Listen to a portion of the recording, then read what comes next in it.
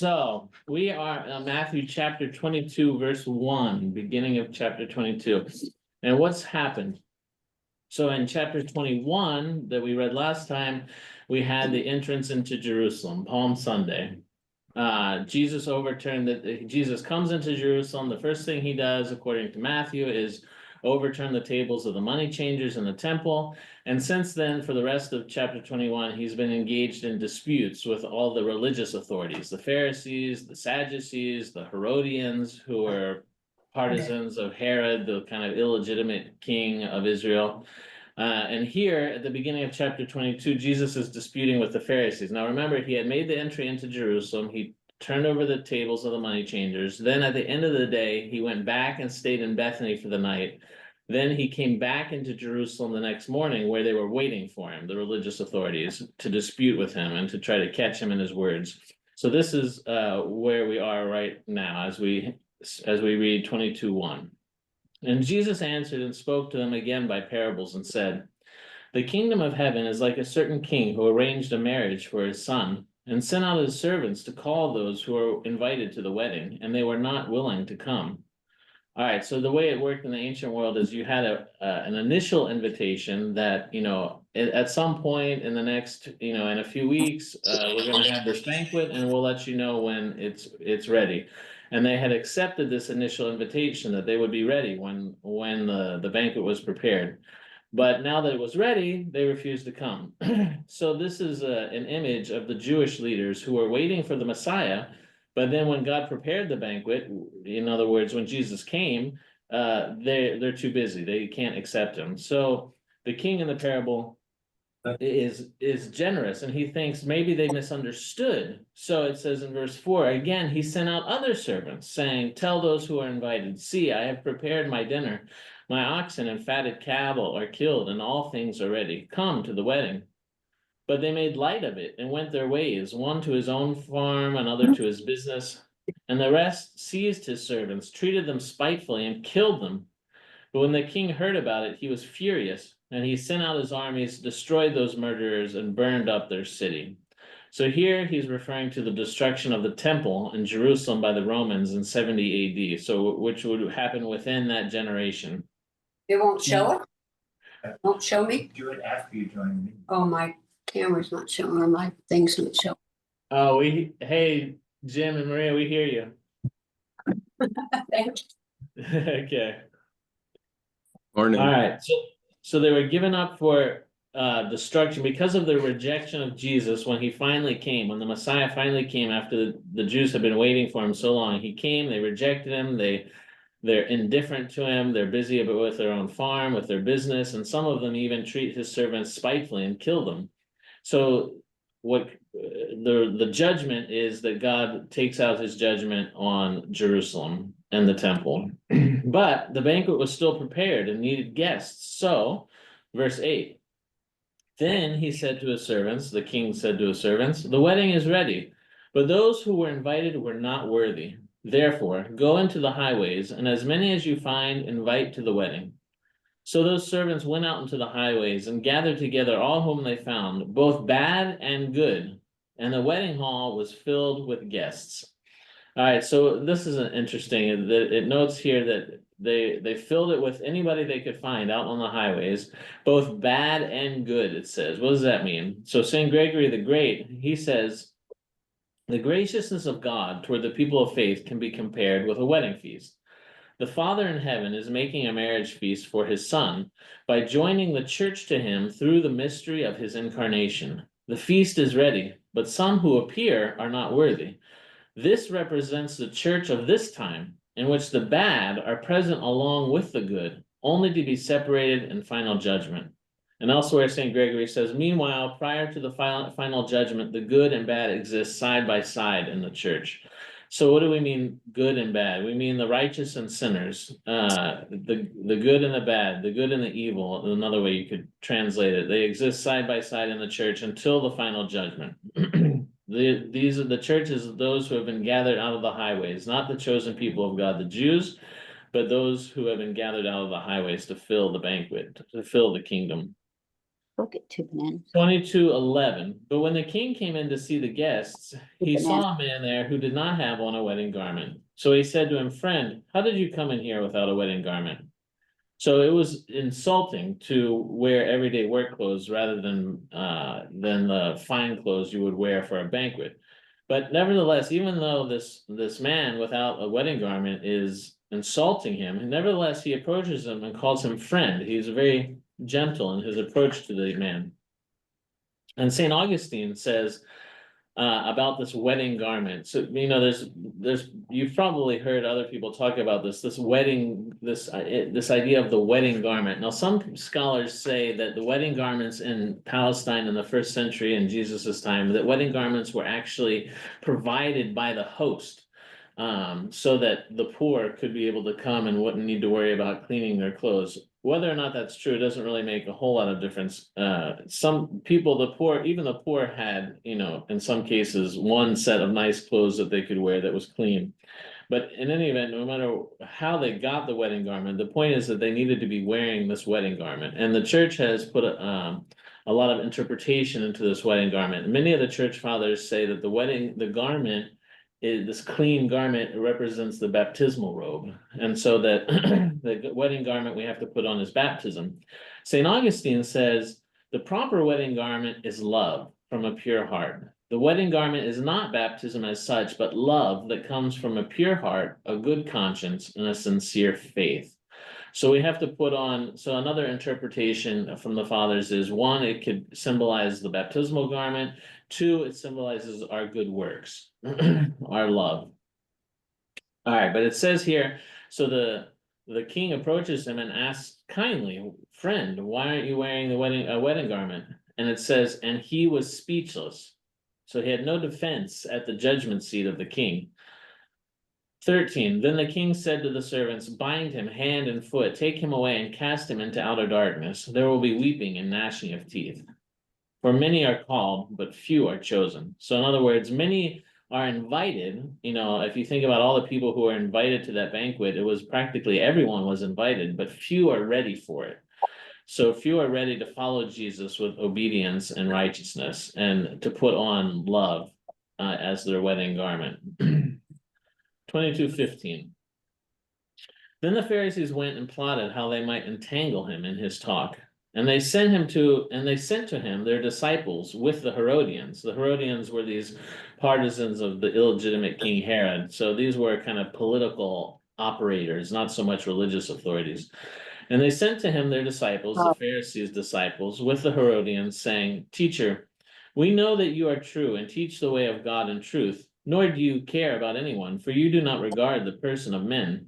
So this long string of flattery, they're saying, you tell the truth, you don't change what you say depending on who's in front of you.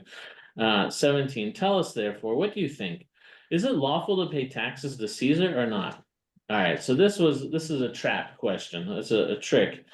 Romans had a poll tax on every conquered person, and Jews hated it as a sign of their subjugation to the Romans. The Zealots, in particular, one of the Jewish groups of the first century, who wanted a violent overthrow of the Romans, considered it impermissible to pay this tax to Caesar, for God was Israel's only true king. So they thought that they could trap Jesus with this question, which was a live question at the time. It wasn't just a question that they just made up for Jesus. This was something that was being discussed among rabbis, and they wanted Jesus's take on it. And they thought they would trap him with it because either way you answer, it would seem like you would lose. If you say you have to pay taxes to Caesar, you're siding with these Roman overlords. If you say not to pay taxes to Caesar, you're a threat to the Jewish nation because you're inviting the destruction of the Romans. So Jesus answers by saying, 22:18, but Jesus perceived their wickedness and said, "Why do you test me, you hypocrites? Show me the tax money." So they brought him a denarius. A denarius was a day's wage. And he said to them, "Whose image and inscription is this?" They said to him, "Caesar's." And he said to them, "Render therefore to Caesar the things that are Caesar's, and to God the things that are God's." When they had heard these words, they marveled and left him and went their way. So give Caesar what is his, but reserve worship for the true God, is what Jesus is saying. All right, now on 23. The same day the Sadducees, who say there is no resurrection, came to him and asked him, saying, Teacher, Moses said that if a man dies having no children, his brother shall marry his wife and raise up offspring for his brother. This is called the Liverite marriage, so that a brother could provide legitimate children for his dead brother, so that the laws of inheritance would continue. That the father who had died, the brother who had died, his inheritance would go to the son fathered by his brother, and the family inheritance wouldn't be lost. 25. Now there were with us 7 brothers. The first died after he had married, and having no offspring, left his wife to his brother. Likewise the second also, and the third, even to the 7th. Last of all, the woman died also. Therefore, in the resurrection, whose wife of the 7 will she be? For they all had her. So it's a trick question. They don't believe in the resurrection. The Sadducees are, generally speaking, the party of the priests. So they had a lot of the religious authority of this time, the religious power of this time. And they only accepted the first 5 books of the Torah, of the law, and they said that all the other writings that we now consider part of the Old Testament were human inspired and not divinely inspired. So these were some, and they and the Pharisees were opponents that we see fighting with each other a lot, especially in Acts later. So this question is designed to trick Jesus and to show from the Sadducees' point of view how ridiculous it is to believe in the resurrection. But Jesus answered in 29. Jesus answered and said to them, "You are mistaken, not knowing the scriptures nor the power of God." Ouch. For in the resurrection they neither marry nor are given in marriage, but are like angels of God in heaven. So in other words, the social institutions of marriage and procreation have no place in the age to come, but are meant for this age only. In the age to come, the presence of God will be the ceaseless contemplation of everyone, even as it is now for the angels. 31. But concerning the resurrection of the dead, have you not read what was spoken to you by God, saying, I am the God of Abraham, the God of Isaac, and the God of Jacob? God is not the God of the dead, but of the living. This is Jesus's very words. God is not the God of the dead, but of the living. And so why is this important? Because in the Orthodox and Catholic tradition, in other words, the historical Christian tradition, we pray for the dead. For us, the dead are alive. They are asleep, which is where we get the word cemetery from. Cemetery is actually the Greek word kimiterio, cemetery. And kimiterio means place of sleeping. It's a Christian word a Greek Christian word that comes later. It's a place of sleeping. It's a place where not of the dead. You know, the secular word in Greek for a cemetery is nekrotafio, which means place to lay the dead. That's the secular word. But the Christian word, the Greek Christian word, is cemetery, the place of the sleeping. So in historical Christianity, we pray for those who are reposed, those who are sleeping, those who are quote unquote dead. But Jesus makes it clear here that they're not really dead, they're all alive. Because Abraham, Isaac, and Jacob by this time, by Jesus's time, Abraham lived 2,000 years before. But what Jesus is quoting, the first part of the quote in 32, I'm the God of Abraham, the God of Isaac, and the God of Jacob, is actually a quote from Exodus 3:6, where we have the burning bush, where God reveals himself to Moses. And this is how he chooses to reveal himself. So Jesus cites this because it must mean that the dead do not perish and there is no resurrection, as the Sadducees thought. St. John Chrysostom says here, God is not God of those who are not, who are utterly blotted out and are to rise no more. He did not say I was, but I am. You know, when God reveals himself and says that he is Yahweh, I am who I am. He is the God of those that are, those who live, St. John Chrysostom says. 33. And when the multitudes heard this, they were astonished at his teaching. So Jesus had vanquished the Pharisees first, and now the Sadducees with his arguments. 34. But when the Pharisees heard that he had silenced the Sadducees, they gathered together. So they're coming back and want to try again. 35. Then one of them, a lawyer, asked him a question, testing him and saying, Teacher, which is the greatest commandment in the law? Jesus said to him, you shall love the Lord your God with all your heart, with all your soul, and with all your mind. This is the first and great commandment. So here St. Cyril of Alexandria says, to love God with the whole heart is the cause of every other good. So first and foremost, we have to love God with our whole heart. Then Jesus continues in 39, and the second is like it. You shall love your neighbor as yourself. On these two commandments hang all the law and the prophets. So the law is, of course, the first 5 books, and the prophets are many of the other books of the Old Testament. So these two things that Jesus cites are actually verses from the Old Testament, from the law. The first one is from Deuteronomy 6:5, love your God with all your heart. And the second, love your neighbor as yourself, is Leviticus 19:18. And these were, this was, again, all these questions they're asking Jesus are fairly common questions. The one about the wife going through 7 brothers, I'm not aware that that was a big topic. But most of these that the Pharisees are asking, we know from Jewish literature that these were live questions at the time. I'm sorry, I'm lost right now. Yes, so these questions So that they're asking him. Yeah, go ahead. we're talking about resurrection, or Christ is talking about resurrection right now. Right. So And is this well, before actually or not after his resurrection? Before. before. Yeah, So the we're in resurrection Matthew. hasn't happened yet, but yet he's talking about the resurrection. I don't understand that.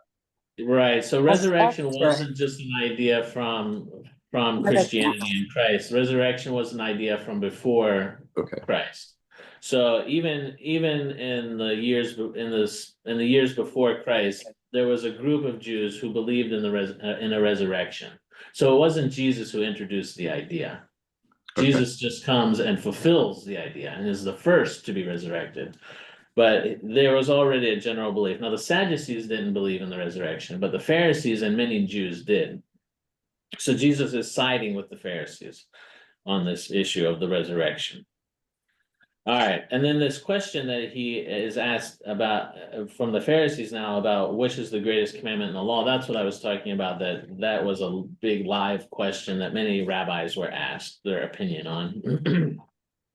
All right. Let's see. So he answers, they ask him what's the greatest commandment. He says, he cites 2, Deuteronomy 6:5 and Leviticus 19:18. And then in 22:41, it continues. While the Pharisees were gathered together, Jesus asked them, saying, what do you think about the Christ, the Messiah? Whose son is he? They said to him, the son of David. He said to them, how then does David in the Spirit call him Lord, saying, the Lord said to my Lord? So the Lord, meaning Yahweh, God the Father, said to my Lord, my Messiah, my Christ, sit at my right hand till I make your enemies your footstool.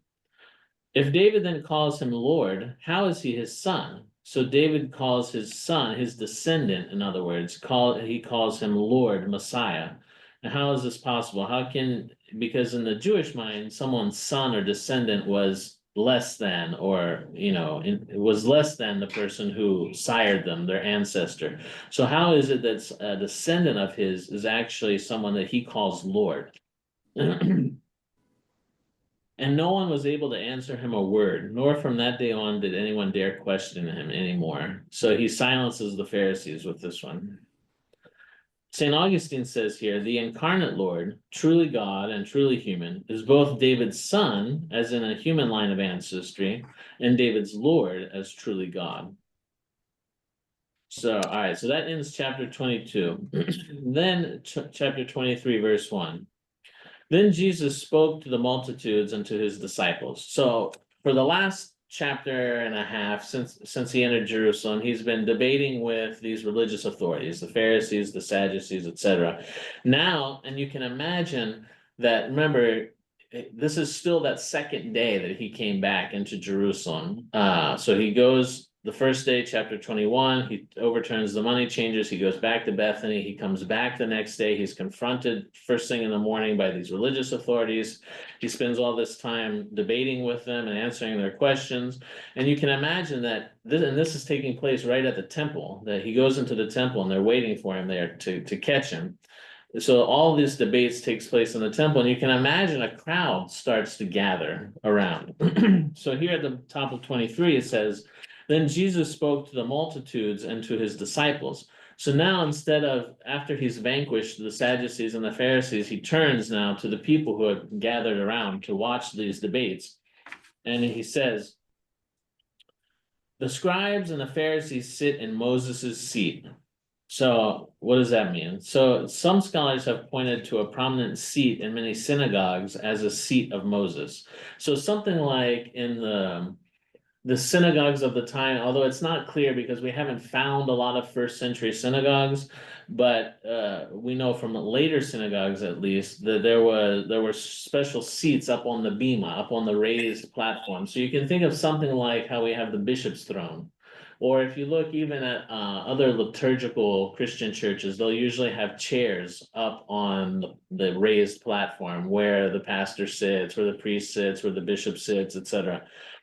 So this is kind of what Jesus probably has in mind. There may actually have been a seat of Moses that they call the seat of Moses up on the raised platform.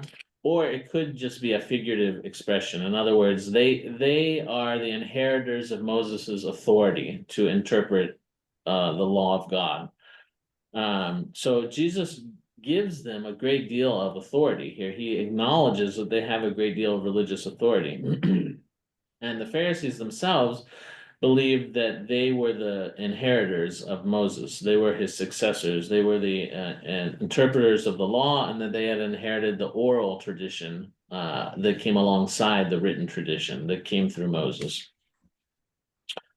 All right, so he acknowledges that the scribes and the Pharisees sit in Moses' seat. They are the authoritative teachers of the law for the Jewish people. 23, he says, therefore, whatever they tell you to observe, that observe and do, but do not do according to their works, for they say and do not do, right? So what they tell you to do that, but don't follow what they actually do behind the scenes. For they bind heavy burdens, hard to bear, and lay them on men's shoulders, but they themselves will not move them with one of their fingers. So in other words, they create. Remember, the Pharisees had this practice of creating a fence around the law. So you had a rule of the law, and in order to not even come close to breaking it, they made other laws to kind of protect it, even more detailed, strict laws to make sure you didn't even come close to breaking the law that was inscribed in the first 5 books. But in doing this, they bind heavy burdens. They place a heavy burden on the shoulders of people, almost like a beast of burden who's been loaded down with too much freight. So St. John Chrysostom says here, Jesus mentions here a twofold wickedness. First, they, the Pharisees who sit in Moses' seat, require great and extreme strictness of life, without any indulgence, no exceptions, from those over whom they rule. Yet they are much less stringent with themselves. This is opposite from what the truly good pastor ought to do. He ought to be a rigorous and severe judge in things that concern himself. But in the matters of those whom he rules, he ought to be gentle and ready to make allowances. What these men do is just the opposite. So St. John is speaking here to the priests of his day and all priests that this is what Jesus is warning against. That we, instead of the Pharisees' attitude, which is to be strict with everyone else and easy with yourself, St. John is saying, and Jesus is saying, that we should be strict with ourselves and easy on others. St. Paisios, for example, the modern saint says we shouldn't use the cannons of the church to shoot the people, right? So in other words, that's a good one. To make to do exactly what the Pharisees are guilty of doing here, in order to use the rules of the church in order to damage and hurt and put burdens on the people. And it's really requiring mercy, always to be merciful first. God desires mercy, not sacrifice. Yes, exactly. So Jesus continues against the Pharisees. 5, but all their works they do to be seen by men. They make their phylacteries broad and enlarge the borders of their garments. All right, so what does it mean? What does that mean? The phylacteries are, the Hebrew word is tefillin, which were small boxes attached by a leather strap to one's forehead and to your left hand. So during morning and evening prayers, scripture passages were inserted into these small boxes. So you can imagine they would take a tiny little scrap of paper, they would write a verse on it, and they would roll up this tiny little scroll and put it in the box that was on their left hand or on their forehead. And this comes from an overly literal reading of Deuteronomy 6:8, where it says, you shall bind them as a sign on your hand, and it shall be immovable before your eyes, and you shall write them on the doorposts of your houses and on your gates. So if any of you have ever been to a practicing pious Jewish house, you may have noticed a small little box. Mezuzah. Yes, exactly, up on the doorpost, right? So this is coming from that same passage in Deuteronomy. But what Jesus is criticizing here is they've had this overly literal reading of Deuteronomy 6:8, so that they literally strap verses to their hand and to before their eyes on their forehead. And Jesus is here saying that they make the phylacteries broad. In other words, instead of it being small and hard to see, they make these leather straps that bind them really broad so that everyone can see, oh, look, they're following the law. Look at them. So they do it to be seen. And then Jesus continues in verse 6 about the Pharisees. They love the best places at feasts, the best seats in the synagogues. So, and everywhere in Mediterranean antiquity, seating was an important matter of honor and dishonor. In Jewish circles, seating was according to rank, especially in like Qumran assemblies, the Dead Sea Scroll community. Their assemblies, everything was done hierarchically. You were seated in rank. And then also in the Sanhedrin, which was the ruling council of 70 of Israel, and in the later rabbinic schools, all of this, and in Greek culture at the same time, all of this, there was where you sat in these public events was a matter of honor and dishonor. And the practice also obtained at banquets. And so those assigned seats in lower status places frequently complained, as ancient literature amply attests. So there's many kind of parodies and satires in ancient literature of people thinking they've been placed too low in the seating at a banquet and complaining to their neighbor, or complaining like a little bit loudly so that everyone hears, right? Probably, yeah. Well, I remember when Jesus said something about that when you are invited, don't sit in the prominent seat, but sit in the lower seat, and then the guests, or rather the people who invite, will honor you by moving you up towards them. Yes. In other words, let the honor be brought. Don't bring it upon yourself, but if you Yes. honor, that they will honor you to seat you right next to them rather than at the end. So don't take the most prominent seat, so that you will be honored by the man, the host. And I think that's a sign of our humility, that God will honor us when we humble ourselves. Yes, let God honor you rather than doing it yourself. So it means, recognizing our place, but also, yeah, like you said, humility, thinking ourselves lower than we actually are is better than thinking ourselves higher than we actually are. All right. Probably in most synagogues, the most honored seats were on the bima, the raised platform for the reading of the law, like the solea that we have in the church today. Elders and people of status may have often been seated in benches along the walls, which is, similar to what the Russian church has to this day, and many Greek churches as well, Orthodox churches. At least some synagogues had other benches as well. So something like, pews, maybe we could imagine. In some synagogues, however, many hearers may have remained on mats on the floor. All right. And he continues about what the Pharisees love. They love the best places at feasts, the best seats in the synagogues, greetings in the marketplaces. So greetings in antiquity were an essential courtesy, both in Greek and Jewish culture. Greetings, such as shalom, peace be with you, were so important socially that specific rules developed how to greet whom when. For example, the person of lower status coming upon a person of higher status should be the first to offer a greeting. So, not to hail a person superior in understanding of the law was a grievous insult. Marketplaces were the most crowded places in town, and so you can see, you have all these people in the marketplace. There would be a constant, greetings taking place as people came into contact with each other. But it was all kind of calculated about who should say what to whom. So they love the greetings in the marketplaces. They love being acknowledged as higher status and having people acknowledge them, greet them with shalom. And to be called by men, rabbi, rabbi.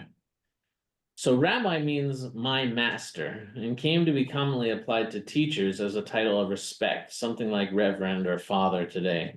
They were especially masters of their pupils. So, in the ancient world, and then still in ancient cultures, older cultures today, you have a very strong idea of the mentor-mentee relationship, right? It's very important, the master and the disciple. And so, to show respect for your particular teacher, you would give them this honorific title, master. Teachers are very active in today, Father. I mean, I have had the teacher here when I like at Sanford, I would say Dr. So and so. They said, Ezra, don't call me doctor. Just call me Jim. I said, I can't call you Jim. This is Jim Brown that taught me. He said, I said, in the Middle East, we never call our teachers just by their first name. We have to say Dr. So and so out of respect. And it bothered him that I wouldn't call him Jim. Yeah, Yeah, that's very, very American. Americans are much more informal. Yeah. yeah, and it's funny because it's still today, if you see someone who taught you, even in Sunday school or something, that is an elder, you always address them with a very high regard, like Yes. the doctor so and so.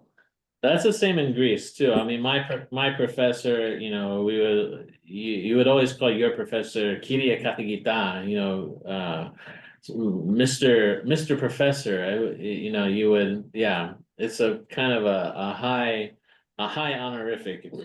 You would show respect for the one who, because as Jesus is going to point out later, we don't really know anything on our own. Everything that we know, if we're an expert in something, if we're an expert in the law, it's not like we've just acquired this for ourselves. In the ancient world, you had to acquire it from somebody, right? Somebody had to pass this tradition down to you. So you're not responsible for anything that you happen to be an expert in. It's all coming from somebody else. So you have to acknowledge your debt. All right, so Jesus says, verse 8, but you do not be called rabbi, for one is your teacher, the Christ, and you are all brethren. Do not call anyone on earth your father, for one is your father, he who is in heaven. And do not be called teachers, for one is your teacher, the Christ. All right, so this is a famous passage. You have many, even though it didn't seem to bother Christians for 1,500 years, the Christians saw no contradiction here in calling their priests father. But with the Protestant Reformation, they took a very literal reading, like the Jews had a literal reading of you shall bind them on your hand and you shall bind them before your eyes. So they actually strap things to them. And so here the Protestants take a very literal reading and say, do not call anyone on earth your father. So that means literally, I can't call my own father who sired me. I can't call him father. That's the literal reading of what it's saying. And I can't call my teacher in school teacher. I can't say, teacher, can I ask a question? I can't say that because if we're going to take the literal reading, right? Because one is your teacher, the Christ. So I think it's pretty obvious that it's not meant to be taken as a literal reading. And we have here the Father speaking on this. St. John Chrysostom says, you are not to be called rabbi, for you have one teacher, and you are all brothers. One has nothing more than another, for in respect to his knowledge, he knows nothing from himself. This is why Paul says, for who is Paul and who is Apollos, but ministers, not masters? Again, St. John says, call no man your father. This is said in order that they may know whom they ought to call father in the highest sense. It is not said frivolously as if no one should ever be called father, St. John Chrysostom says. Just as the human master is not the divine master, so neither is the Father with a lowercase f, the Father, capital F, who is the cause of all, both of all masters and of all fathers. And St. Jerome says, but one might ask, is it against this precept when the apostle Paul calls himself the teacher of the Gentiles, or when Paul calls himself spiritual father of the Corinthians, or the spiritual father of Timothy twice? Or when, as in colloquial speech widely found in the monasteries of Egypt and Palestine, they call each other father? Remember this distinction, St. Jerome says. It is one thing to be a father or a teacher by nature, another to be so by generosity. For when we call a man father and reserve the honor of his age, we may thereby be failing to honor the author of our own lives. One is rightly called a teacher only from his association with the true teacher. I repeat, the fact that we have one God and one Son of God through nature does not prevent others from being understood as sons of God by adoption, right? So this is the teaching of St. Paul, that we're all, when we're baptized and confess Jesus, we're all sons of God by adoption, which Jesus is Son of God by nature. So St. Jerome concludes, similarly, this does not make the terms father and teacher useless or prevent others from being called father. So this is against, the church has universally witnessed that this is not to be read literally, and for 1500 years this was the case. But there should be care taken that we are fathers in so much as we emulate. So St. Paul is the spiritual father of the Corinthians and Timothy in so much as he emulates Jesus, right? Or in so much as he emulates God the Father And in his care for his children. Yeah. Father, this has been on my mind. Let's put it that way. When in Ephesians, St. Paul so talks about the gifts that God gave us, gifts to be teachers and preachers and prophets and priests. In the Protestant tradition, there are evangelicals and preachers, but the priesthood is completely ignored. Right. And what happened to that priesthood? Did they completely after Luther? I mean, who consecrates the cup and the host, and who, Right. you know? I mean, to me, this is a point that should be addressed and faced to those who don't have priesthood anymore. I know Jesus is a high priest. How do they handle that? I don't know. That's a good question. I don't know what they're thinking there. Yeah, like you, Church of the Highlands or Baptist churches or something where they totally avoid this language of priesthood. Who's offering the sacrifice? I guess my guess is they would say that Jesus is offering it. That's it. Yeah, Well, that's a thing that's bothered me for a long time. It's good to yeah, evangelists, it's good to hear teachers, but what happened to the sacrament? yeah, exactly. Well, here Jesus concludes on verse 11, but he who is greatest among you shall be your servant. This is his point, right? And all this talk about call no man father, call no man teacher. But the idea is he who is greatest among you shall be your servant, your doulos, your slave. 12. And whoever exalts himself will be humbled, and he who humbles himself will be exalted. Humble, the Greek word humble means tapinos, means low. It's associated with lowness.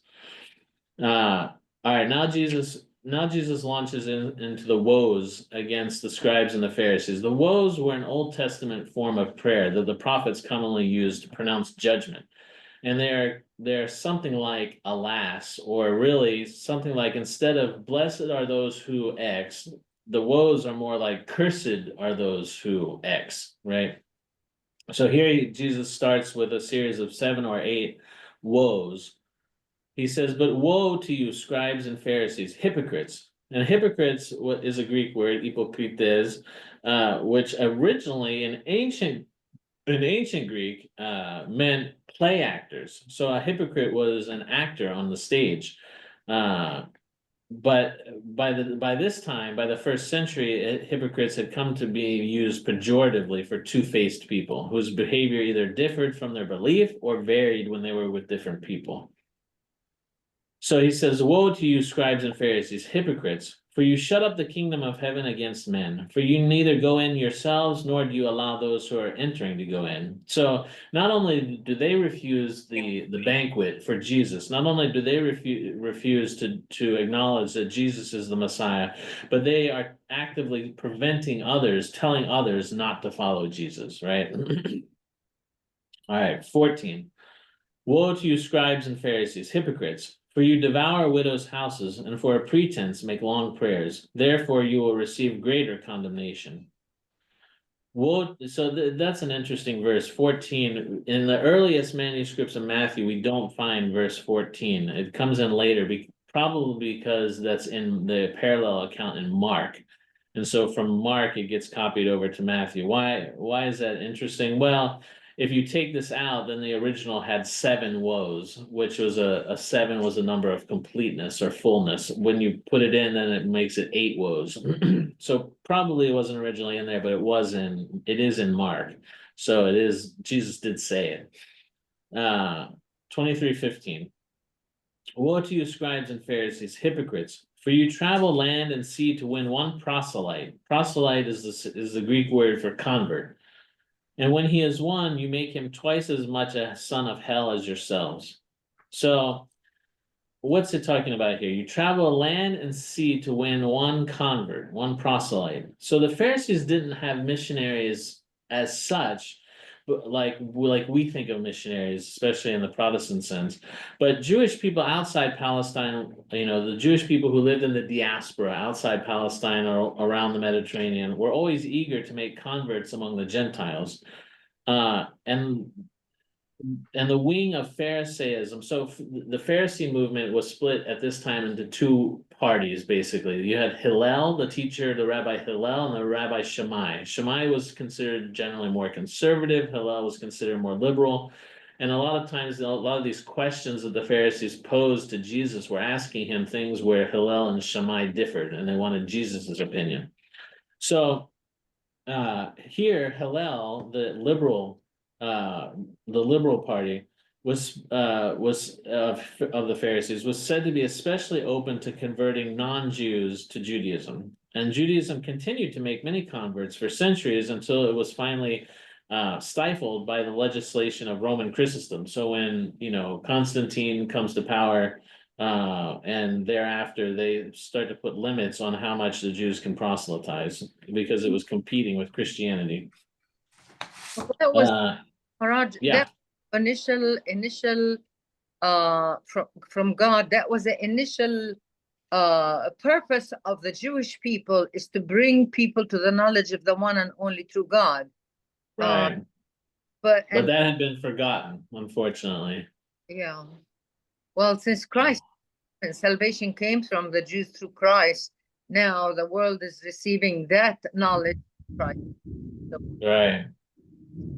So that was fulfilled in him. Yes. All right. And so what it says here, you make him twice as much a son or child of hell as yourselves. Child of hell means someone who's destined to go to hell. So the problem here is not the problem that Jesus is criticizing, obviously, is not the fact of making converts. It's the fact that they're making converts but teaching them wrongly. That's the problem. All right, he continues in verse 16. Woe to you, blind guides, who say, whoever swears by the temple, it is nothing. But whoever swears by the gold of the temple, he is obliged to perform it. Fools and blind, for which is greater, the gold or the temple that sanctifies the gold? All right, so what's going on here? So at this time in Jewish history, 1st century Palestine, Jews were no longer allowed to pronounce the sacred name of God, right? So the name Yahweh. By this time, that name you were forbidden to pronounce the name. Earlier in Judaism, many centuries earlier, people did pronounce it.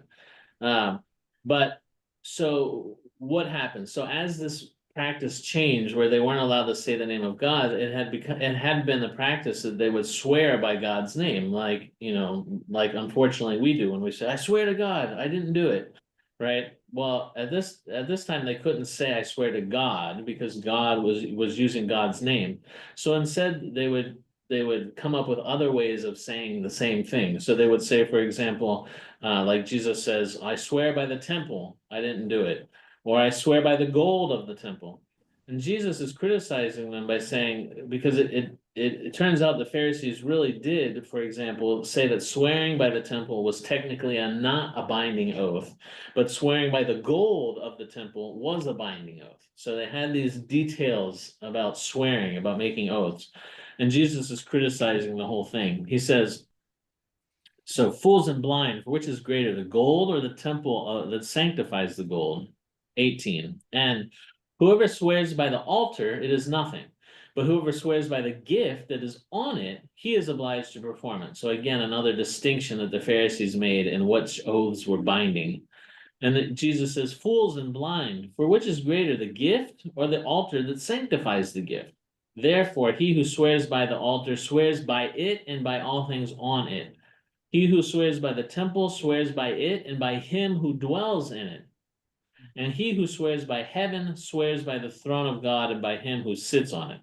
So Jesus is saying all these efforts you're making to get around swearing by God, you're actually swearing by God. Jesus cuts through the kind of niceties and formalities that the Pharisees like to categorize these different oaths by. All right, 23. He continues the woes. Woe to you, scribes and Pharisees, hypocrites, for you pay the tithe of mint and anise and cumin, and have neglected the weightier matters of the law, justice and mercy and faith. All right, so Jesus was not against the law, right? His point here is that they should have learned justice, mercy, and faithfulness first, right? When they say justice, mercy, and faith, it's covenant faithfulness. It's being faithful to what the covenant with God is. That's what faith is. And tithes, of course, tithes are, I know we use the word like Alice in Wonderland, where words mean whatever we want them to mean, but tithe means technically, literally 10%. Doesn't mean 1%, as many of our people think. It means 10%. And the tithes were especially used to support the priests and the Levites, and for a celebration shared by the entire community every third year. As for these dried green plants, the law did not explicitly require tithing these things, but different groups of Pharisees debated among themselves whether to tithe cumin at this time. So this was an actual live debate about whether to tithe cumin that you grew in your herb garden. All right. So Jesus concludes this verse 23. These you ought to have done without leaving the others undone. So again, he doesn't negate the law. He's just prioritizing. He's saying you guys are missing the big picture. The big picture is justice, mercy, and faithfulness, not tithing cumin, right? But he's not saying that tithing cumin is bad. It's an act of faithfulness, but it's just missing the trees for the forest. Or missing the forest for the trees. What's that expression? All right, 24. Blind guides who strain out a gnat and swallow a camel. All right, so the interesting thing there, one of the interesting thing is that the Aramaic word for camel is gamla, and the Aramaic word for gnat is kamla. So they sound gamla, kamla. They sound very similar. So he's making a play on words in the original Aramaic with strain out a gnat and swallow a camel. The same in Gamal, or the Gamal is a camel, and Kamla is a gnat. Yes, yeah. It's the same words actually. Yeah. All right. So what's he talking about here with the straining out a gnat? So according to Leviticus, if an insect larger than a lentil died in fluid, in water, it would pollute and it would make the water impure. So what the Pharisees would do was they would strain out the water that was collected for drinking. They would strain it out for anything larger than a lentil, but gnats, which were smaller than lentils, were exempt from this impurity. But there were some highly scrupulous Pharisees who would not have taken any chances and would have strained out even a gnat, right? Even though a gnat was okay, you could get by with with a gnat. It was too small. But some extremely scrupulous Pharisees would strain out even a gnat. Yet Jesus charges hyperbolically that they would leave in a camel, which was also ritually unclean, according to Leviticus, and was the largest animal in Palestine. So they're so busy focusing on these minor details that they miss the big picture. They miss the camel, right? That's what he's saying here. All right, 23, 25. Woe to you, scribes and Pharisees, hypocrites! For you cleanse the outside of the cup and dish, but inside they are full of extortion and self-indulgence. Blind Pharisee, first cleanse the inside of the cup and dish, that the outside of them may be clean also. So again, for the Pharisees, ritual purity was very important. So they washed their vessels, cups and dishes, as well as themselves in ritual baths. And again, there was a debate between the school of Shammai, conservative Pharisees, and Hillel, liberal Pharisees. Now, Shammai, the conservative, were the majority in this era. And they said that the outside of a cup could be clean even if the inside were not. The minority view of Hillel's followers was that the inside of the cup must be cleansed first. So Jesus sides with the school of Hillel on this point, but does this so that he can make a statement about the inside of the heart, right? That's what he's really talking about. The Pharisees are talking about whether this cup is actually clean on the outside or the inside. Jesus is talking about the heart in a figurative way. All right, 27. Woe to you, scribes and Pharisees, hypocrites! For you are like whitewashed tombs, which indeed appear beautiful outwardly, but inside are full of dead men's bones and all uncleanness. Even so, you also outwardly appear righteous to men, but inside you are full of hypocrisy and lawlessness. All right, so according to the Old Testament, nothing, in the Old Testament, certain things spread ritual impurity, right? But nothing spreads ritual impurity as severely as contact with the dead, as a corpse. It made anyone who touched a corpse unclean for a week, according to Numbers. So Pharisees believed that one contracted impurity if even one's shadow touched a grave. If your shadow passed over a corpse or a grave, you were ritually impure, according to the Pharisees. And remember, again, they would build these laws so that, or fences around the law so that you wouldn't actually come in danger of transgressing the law. So touching a corpse was what really made you ritually impure. The Pharisees said even having your shadow pass over a corpse was to be avoided. So inconspicuous tombs or limestone ossuaries, those bone boxes, would be whitewashed each spring right before Passover in order to warn all the travelers, because remember, perhaps 1 million Jews came into Jerusalem for Passover. I mean, hundreds of thousands of people came. And so these visitors to Jerusalem would be warned by this new whitewash on the tombs to stay away from those areas, right? To walk around those tombs and buildings because they were newly whitewashed and you could easily tell which they were. 29. Woe to you, scribes and Pharisees, hypocrites! Because you build the tombs of the prophets and adorn the monuments of the righteous and say, if we had lived in the days of our fathers, we would not have been partakers with them in the blood of the prophets. So ancient Judaism emphasized more than we see just in the Old Testament, but Jewish tradition emphasized more that Israel had martyred its prophets. The Jewish community in this period, first century, built tombs as monuments for the prophets and the righteous, including some who were not martyred, like David. Jesus says, 31, therefore you are witnesses against yourselves that you are sons of those who murdered the prophets. So Jesus's point here is like father, like son. And according to the Old Testament, that you had this idea of corporate sin and guilt that continued among the descendants of the wicked unless they repented, right? So you don't have just this individual sense of guilt that we have in modern kind of Protestantism, but the Old Testament, you have this idea of corporate sin and guilt that when you have a body, a community, if one member of it sins, it infects the whole body, right? And not only that, but it infects your descendants as well. So Jesus says in 32, fill up then the measure of your father's guilt. So this is a kind of ironic challenge, typical of the prophets. Go ahead and sin if you must, but God will judge you for it, as it says in Ecclesiastes. Jesus continues, serpents, brood of vipers, how can you escape the condemnation of hell? So this is being called a viper, a kind of venomous snake, was bad enough, right? You have images in the Old Testament of snakes obviously being evil, like Genesis 3. But not only that, but being called the brood of vipers, being called the offspring of a viper, was even worse because it was vipers. It was said, according to legend, that viper babies would eat their way out of its pregnant mother's belly, killing the mother in the process. So this was, in other words, he was calling them. He was saying that they were guilty of matricide, of killing their own mother, which was like one of the worst possible crimes you could imagine in the ancient world. So this was much worse than just calling someone a snake, a viper, but actually a mother killing viper. That's really 34. harsh, isn't it?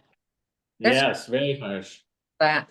I mean, we know how they treated Jeremiah and the other prophets, and yet they honored Jeremiah afterwards. But although, so did they ever repent when they looked back and saw that they really their forefathers were killers of the prophet? Did they ever repent? I know they built monuments to them, but I wondered whether they really, as a people, because the curse follows from generation to generation from what we know from the scripture, whether they ever repented all these killings of Right. Right. Well, apparently they didn't because they keep doing it, right? They keep doing it to Jesus even. that's exactly what I'm saying. They never knew, they would not recognize their prophets. Yeah. All right, so let's finish up this chapter here before we end. So let's see. 34, 23, 34. Therefore, indeed, I send you prophets, wise men, and scribes. Some of them you will kill and crucify, and some of them you will scourge in your synagogues and persecute from city to city. So prophets were sent by God according to the Old Testament, but here they're sent by Jesus. So Jesus is identifying himself with God. Jesus mentions several categories here: prophets, wise men, in other words, wisdom teachers who circulated proverbs, etc., and scribes who explain the scriptures. Verse 35, Jesus says to them, that on you for persecuting all these righteous men, all these men sent by God and by Jesus, that on you may come all the righteous blood shed on the earth, from the blood of righteous Abel, who was the first martyr killed by Cain, to the blood of Zechariah, son of Berechiah, whom you murdered between the temple and the altar. All right, so we know that Abel is the first martyr in the Old Testament, but Zechariah is considered, this identification of Zechariah, son of Berechiah, has caused some confusion because there's two Zechariahs. The son Zechariah, son of Berechiah, is the Zechariah who wrote the book, the prophet Zechariah, who lived later Israel's who lived earlier history.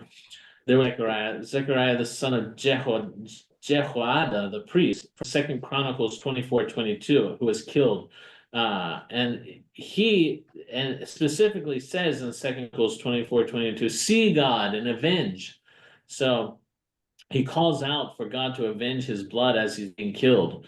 And according to Jewish tradition, so it's not in 2 Chronicles, but according to Jewish tradition, which was widely accepted in Jesus's time, after Zechariah's death, a fountain of blood appeared in the temple that not even the slaughter of thousands of priests could appease. All right, so you had this blood crying out in Jewish tradition, this blood crying out at the temple to this unrighteous martyrdom of Zechariah, who was considered the last martyr. He is post-exile. He's the last of the prophets to be martyred. So in other words, Jesus is saying, from the beginning to the end, from the first martyr to the last martyr, all of the righteous blood that you shed and all of these martyrs will be counted. You will be held to account for this. 36. Assuredly, I say to you, all these things will come upon this generation. In other words, the judgment for these acts will come upon this generation with the destruction of the temple in Jerusalem in 70 AD. Then Jesus continues in 37, "Oh, Jerusalem, Jerusalem." So he's mourning this impending destruction of Jerusalem. "Oh, Jerusalem, Jerusalem, the one who kills the prophets and stones those who are sent to her. How often I wanted to gather your children together as a hen gathers her chicks under her wings, but you are not willing." So Jewish tradition, like in First Enoch and other non-biblical texts that were accepted at this time by all Jews, like Second Baruch, First Enoch, Jewish tradition claimed that Jewish people were under God's wings, and when a Jewish person converted a Gentile, he brought that Gentile under the wings of God's presence. The Old Testament also portrays God as an eagle hovering over its offspring, protecting Israel under his wings, and terrifying Israel's foes in the same way. This is one Old Testament image of God's love for his people, and here Jesus fills this divine role. So Jesus is likening himself to God again.